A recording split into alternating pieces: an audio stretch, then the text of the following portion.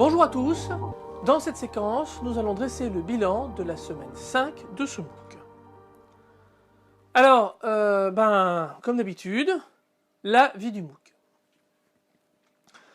Alors, les chiffres continuent de progresser tranquillement, puisque ce matin, nous étions 1831 inscrits, soit à peu près autant que la semaine précédente. Le nombre de comptes 4C avec au moins une connexion, lui, n'a pas bougé. Alors c'est vrai que le processus de création est un petit peu plus compliqué cette fois-ci. Puis encore une fois, je pense que beaucoup de gens ont à l'heure actuelle déjà leur compte, puisque c'était des gens qui avaient obtenu les comptes lors de la première partie de ce MOOC. Le nombre d'exercices déposés également a aussi diminué, on en reparlera un petit peu plus loin.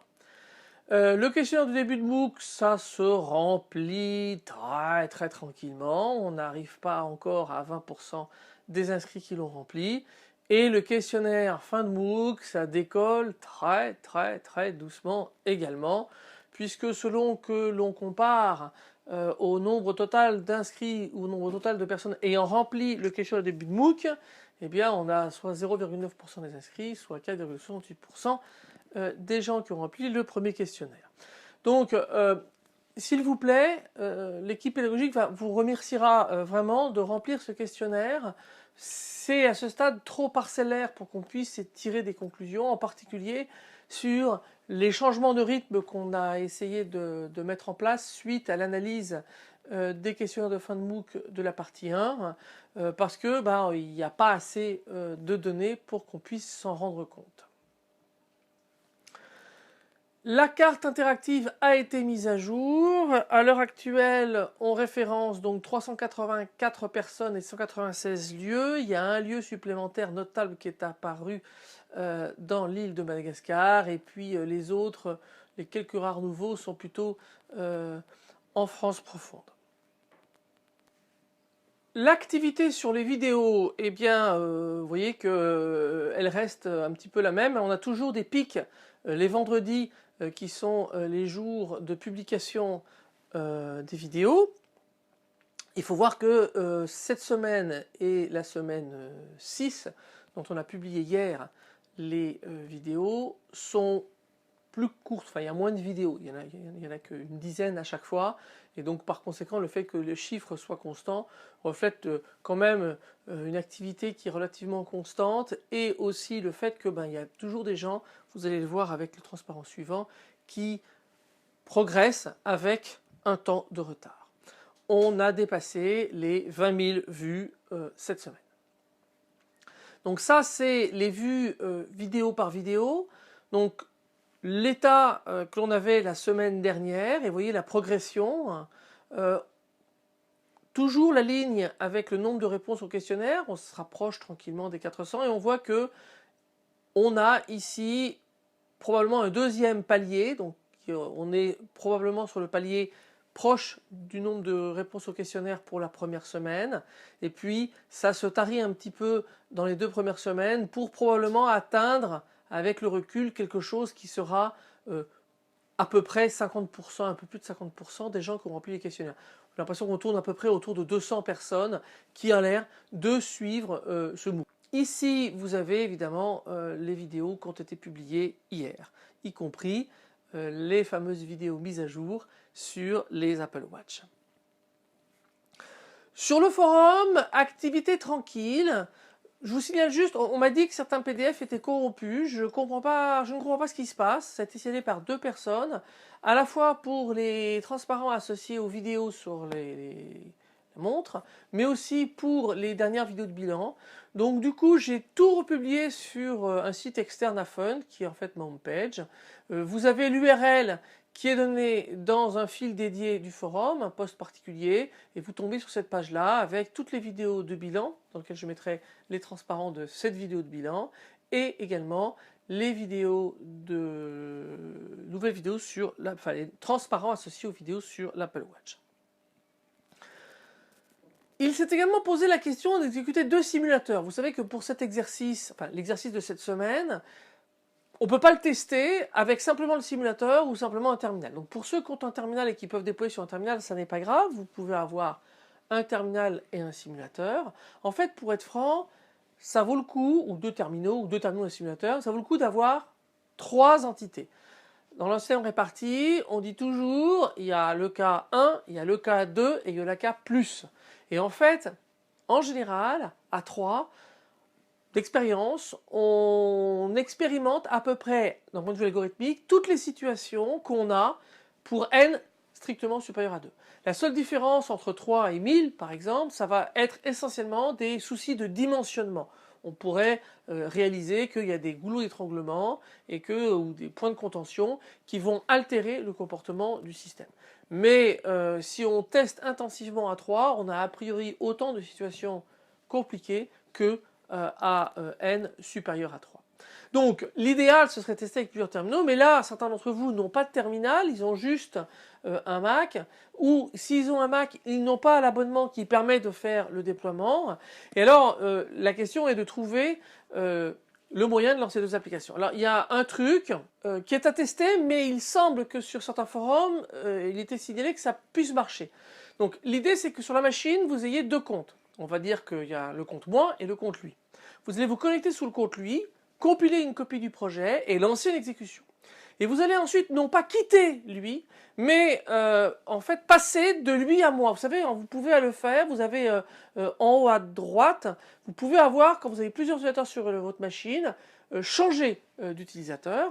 Donc vous vous connectez sous moi, et vous faites la même chose. Et en fait, ce qui se passe, c'est que la session de lui n'a pas été quittée, elle est en arrière-plan, et donc tous les programmes continuent de tourner, c'est l'avantage du multitâche. Par conséquent, le simulateur qui s'exécute sous le compte de lui doit avoir publié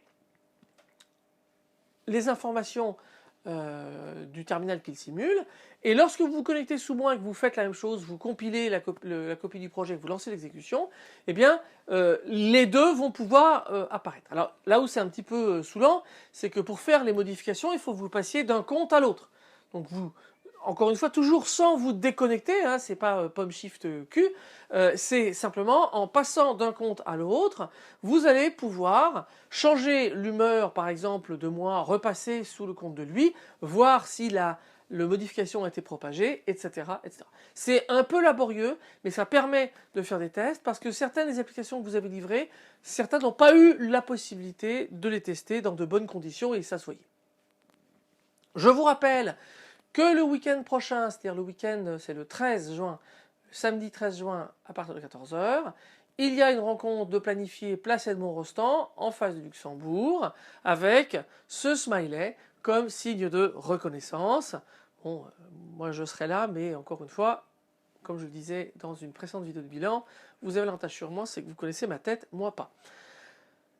Et puis il y aurait une autre rencontre en cours de montage. Il y a une proposition qui a été lancée du côté de Bordeaux par S-Débauche qui visiblement réside dans un petit village qui s'appelle Bayon-sur-Gironde et qui lancerait l'idée d'un barbecue. Et c'est vrai que c'est l'été, puis en plus on est dans des zones en France où il y a plus souvent du soleil que de la pluie, surtout à cette saison.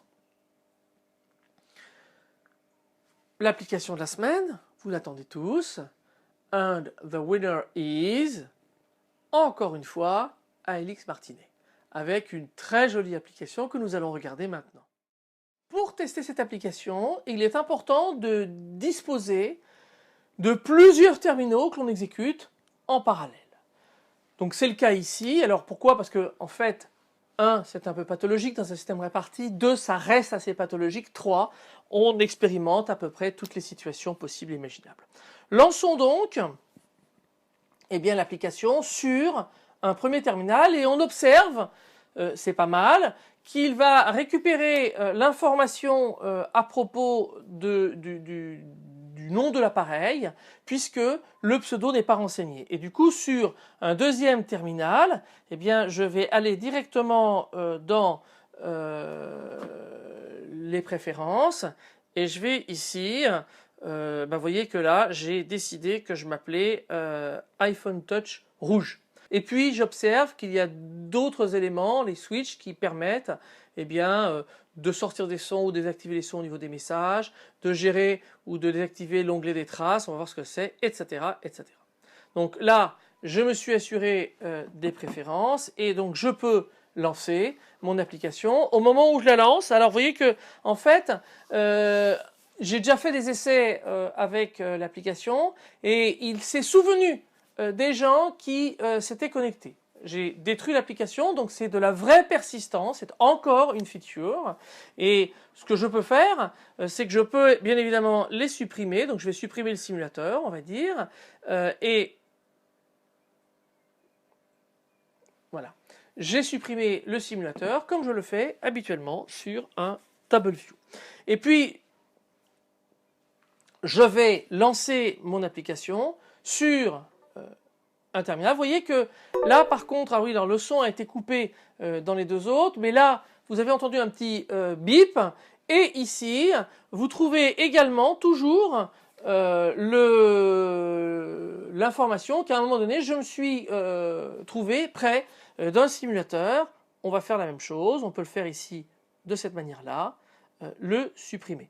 Je peux aussi les déplacer et puis cliquer sur Done. Juste une remarque, alors je trouve ça très très bien, mais en fait un truc que je trouve bête, c'est que ici il affiche le détail. Bon, très bien. La seule chose c'est que je ne peux rien faire. C'est logique puisque je ne peux pas changer l'humeur d'un autre participant. Donc là, ici, tout le monde est content. On va changer de situation et on va dire que lui, il n'est pas content. Et vous voyez que, eh bien, sur les deux autres terminaux, l'information est bien propagée. Et puis, il va dire ici qu'il est triste et l'information, elle va aussi être propagée. Vous avez entendu le petit bruit qui, sur l'iPad mini, caractérise la réception d'une information. Je reviens ici. Je peux également, là, donc je suis ici, changer d'information. Vous voyez que il y a bien eu la mise à jour qui a eu lieu. Alors, la fonction supplémentaire qu'il a rajoutée, on va l'expérimenter ici, c'est que on peut donner des informations. Donc ici, je vais taper mon message. On va par exemple le dicter. Bonjour pour l'exclamation. Done. Et puis, je vais taper envoyer et vous voyez que le message, donc j'ai eu un petit bip, le message a été reçu, il suffit que j'aille dans l'onglet correspondant pour voir que j'ai bien ce message.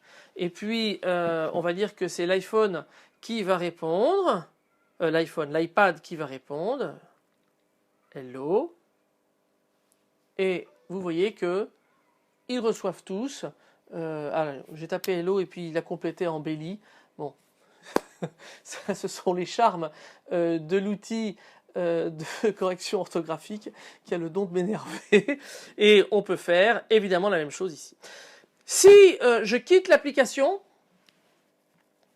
alors c'est évidemment intéressant de regarder ce qui se passe là. Si je quitte l'application, vous voyez que celui qui a disparu, eh bien, se met en grisé. Et si je la relance, il est réactivé. Si je quitte l'application et que je la détruis complètement et que je la relance, j'observe que, eh bien, le grisé réapparaît et puis que, éventuellement, il peut y avoir, là, vous avez vu, une petite propagation, un petit temps de propagation qui est lié tout simplement, eh bien, aux aléas du réseau. Et là, ici, si je quitte les différentes applications, vous allez voir que au bout, ça met un petit peu de temps, mais eh bien l'information, alors sur l'iPod ça raid, il n'a pas l'air de vouloir s'en aller. Voilà, il est bien parti. Et ici, je termine l'application. Juste un détail pour vous montrer la gestion de la rotation qui est ici, absolument nickel.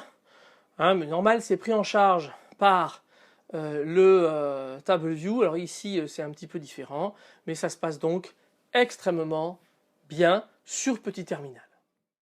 Sur grand terminal, la rotation est très bien aussi. Vous voyez, donc là j'ai les deux choses qui s'affichent, avec évidemment les mises à jour en direct. Et puis là j'ai un truc qui est original. En fait, il n'y a pas a priori de contre-indication, mais j'ai un tab bar, vous voyez ici, et j'ai un UI Split View. Voilà. Et évidemment, donc là lui il décide de tout le temps l'afficher. puisque ça a un sens. Et regardez le code, parce que je sais que certains d'entre vous ont des petits soucis. Moi j'avoue que je rame aussi, hein, donc avec la gestion de la largeur sur la vue de détail, et là Alix Martinet a manifestement une manière de le gérer qui est absolument idéale. Alors pendant qu'on est sur les projets, j'aimerais faire une remarque.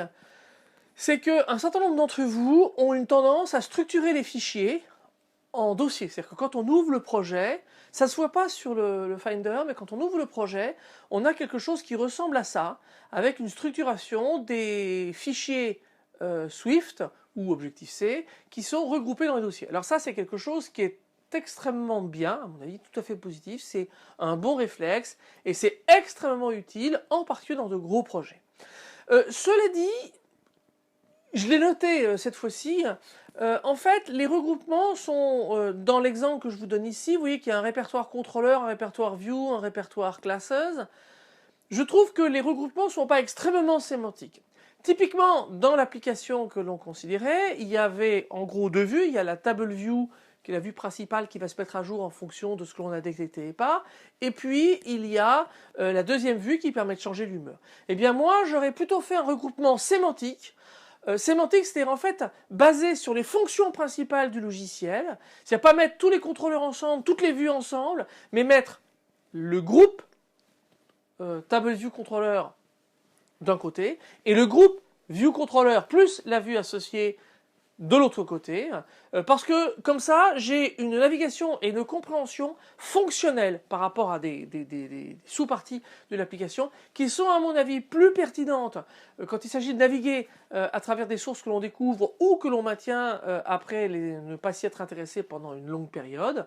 Donc j'aurais tendance à vous recommander de raisonner plutôt comme cela que comme cela. Mais encore une fois, c'est très important, c'est un très bon réflexe, et en particulier, si plus tard vous êtes amené à avoir des applications plus complexes, des projets plus importants, il me semble que c'est une habitude que vous devriez maintenir.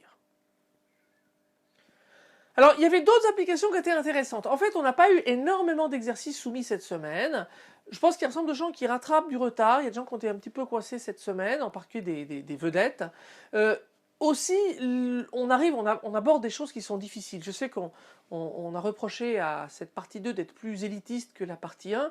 Il faut voir que quand on a reconçu ce MOOC, eh bien, on s'était posé la question de bien répartir les difficultés. C'est-à-dire que tout ce qui était facile s'est retrouvé dans la partie 1, les parties plus compliquées se sont retrouvées dans la partie 2, et donc il y a effectivement un gap, une marche, en termes de niveau entre la partie 1 et la partie 2.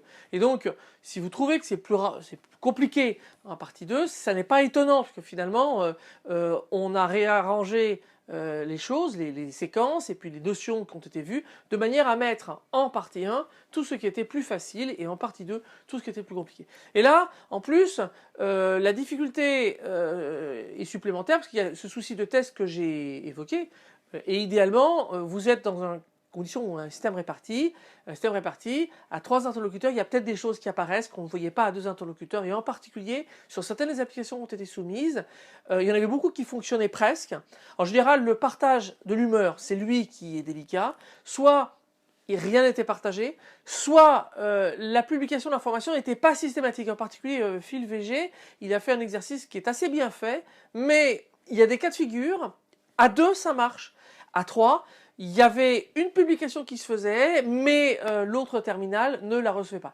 Je n'ai pas eu le temps d'aller regarder en détail dans les sources ce qui se passait, mais manifestement, on est dans le cas, je pense qu'il a testé son application et ça marchait à 2, même s'il dit qu'il y a des cas de figure où il observe quelque chose de compliqué, mais à 3, c'est extrêmement facile de tomber sur des situations où je quitte l'application et l'abonnement ne disparaît pas, enfin n'est pas retiré des autres applications, ou de situations où je lance l'application et le terminal n'apparaît pas chez les autres, ou n'apparaît que sur l'un des 2 autres et pas sur les 2. Là, ça devient plus compliqué à débugger. Donc, ça vaut le coup de regarder ces exercices-là, mais vraiment, celui d'Alix Martinet, on l'a secoué un petit peu et on n'a pas vraiment réussi à le mettre vraiment en défaut. Et bien voilà, vous êtes mûrs pour une petite conclusion. Donc, l'exercice, comme je vous l'ai dit, était plus difficile. Il y a beaucoup de points techniques. Mais encore une fois, cet exercice, enfin, tous les exercices qui vont amener le réseau amènent une forte valeur ajoutée aux applications qui sont concernées. Ne serait-ce que parce que vous n'avez pas la puissance de calcul qui vous permet de faire des calculs compliqués. La connexion avec un serveur permet d'agglomérer des données.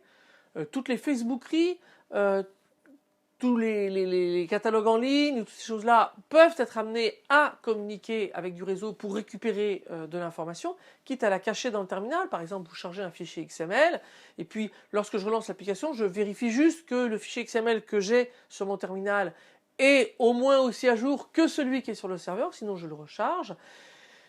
Et du coup, vous avez des applications qui vont démarrer de façon performante. Vous pouvez aussi décider de ne recharger le fichier que si vous êtes sur un réseau de bonne qualité. Enfin, il y a plein de façons à faire. Mais vous ne pouvez pas concevoir une grande partie des applications qui fonctionnent sur ces terminaux sans penser réseau. Et parmi les histoires de réseau, sans penser protocole bonjour, sans penser ce côté complètement dynamique de s'intéresser à nos voisins. Vous êtes sans doute au courant que on peut utiliser AirPlay dans les applications et que AirPlay fonctionne en réseau local et en particulier tout ce qu'on appelle les objets connectés. On parle beaucoup de la sortie de HomeKit ces jours-ci. Eh bien, va travailler sur ce type de mécanisme. La semaine prochaine, c'est la quille. La semaine prochaine, l'exercice n'est pas un exercice à gérer pour la semaine prochaine, mais c'est l'exercice qui va constituer la demande d'attestation. Une autre vidéo dédiée est publiée en parallèle de ce bilan pour vous expliquer comment on va vous allez faire une demande d'attestation justement. Mais ça veut dire que ce qui est très important, c'est qu'il vous sera demandé de ne pas publier l'exercice prochain, c'est le jeu, le livre dont vous êtes le héros, de ne pas le publier tout simplement parce que ça n'a pas de sens. Il faut que chacun vous fassiez cet exercice dans votre coin, que vous vous posiez les questions. Donc sur le fil dédié, bien évidemment, vous pouvez poser des questions si vous êtes bloqué. Hein. La question n'est pas là. Hein. On n'est pas dans un examen où personne ne communique avec personne. Mais l'idée, c'est que vous ne récupérez pas les sources des autres. C'est pas très drôle. C'est pas le jeu. Hein. Et c'est pas très sympa pour ceux qui corrigent. C'est pas très intéressant de corriger les photocopies, si vous voyez ce que je veux dire. Donc, attendez la date limite pour soumettre l'exercice, enfin pas pour soumettre l'exercice, mais pour le publier de manière à ce que les autres puissent y avoir accès. Alors le bateau de la semaine, c'est un bateau qui était assez célèbre, qu'on voit ici dans un état où il est un peu délabré, c'est l'Île-de-France. C'est un paquebot.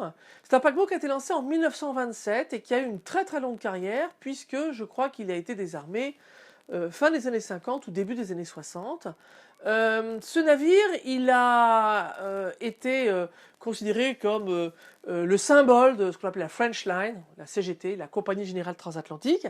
Et en particulier, il a subi 2 refontes importantes. Vous avez ici la tête qu'il avait en 1927. Là, on est vraiment sur un paquebot de la fin des années 20. Il ressemble un petit peu dans le style, la forme des cheminées un peu plus basse, un peu plus grande, et plus 4 cheminées comme ça se faisait dans les années, juste avant la Première Guerre mondiale ou juste après la Première Guerre mondiale, mais on a un peu moins de cheminées. D'ailleurs, souvent dans ces bateaux, quand vous parlez du Titanic, ou l'Olympique, ou le Mauritania, ou le Lusitania, vous avez 4 cheminées, mais il y a une cheminée qui est factice. C'est rarissime que les 4 cheminées servent pour évacuer la fumée des chaudières. La 4e cheminée, elle est factice, elle fait pour faire genre, comme disent mes fils, c'est stylé, mais surtout parce que ça ajoute un système d'aération supplémentaire pour alimenter en air frais les chaudières. Il y avait les bouches d'aération, mais il y avait aussi cette 4e cheminée. Donc là, soit on a besoin de moins de cheminées, du coup il y a toujours une cheminée factice, je ne sais plus, mais il y a 3 cheminées, et dans la refonte qui est après-guerre, eh bien vous voyez, on n'a plus que 2 cheminées. Donc on a refonte majeure, hein. C'est-à-dire que le bateau va être immobilisé, je crois, pendant au moins 1 an, et il va reprendre ses traversées. Un des faits d'armes de l'Île-de-France, c'est qu'il était dans les environs lorsque l'Andrea Doria, qui était un superbe paquebot italien, a été éperonné accidentellement dans le brouillard par un navire qui s'appelait le Stockholm, qui était aussi un navire de passagers. L'Andrea Doria a coulé en un certain nombre d'heures. C'était au milieu de la nuit et il a fini de sombrer au petit matin. Et en fait, l'île de France était dans les environs. Son commandant a dérouté l'île de France pour se rapprocher de l'Andrea Doria et pour rassurer les passagers, il avait fait mettre, en fait, donc c'était sur cette forme-là, il y avait les lettres qui s'éclairaient, Île-de-France, donc il y avait une espèce de brume, il faisait nuit, et donc pour rassurer les passagers, pour savoir, leur montrer qu'il y avait des canaux qui allaient les chercher et qu'ils n'allaient pas rester sur la mer, enfin tout seul toute la nuit, eh bien il a fait éclairer au maximum l'éclairage du navire, ce qui a eu un effet extrêmement apaisant pour les passagers de l'Andrea Doria, qui ont du coup tous quitté le navire. Il y a eu extrêmement peu de décès à déplorer dans le naufrage de l'Andrea Doria, parce que tout s'est extrêmement bien passé, et en particulier grâce à la présence apaisante de l'île de France, qui a gagné le surnom de Saint-Bernard des mers jusqu'à la fin de sa carrière. Et bien c'est sur cette image que je vous laisse à cette dernière semaine de MOOC, à la réalisation de l'exercice d'attestation. Je vous remercie de votre attention. Au revoir, à bientôt.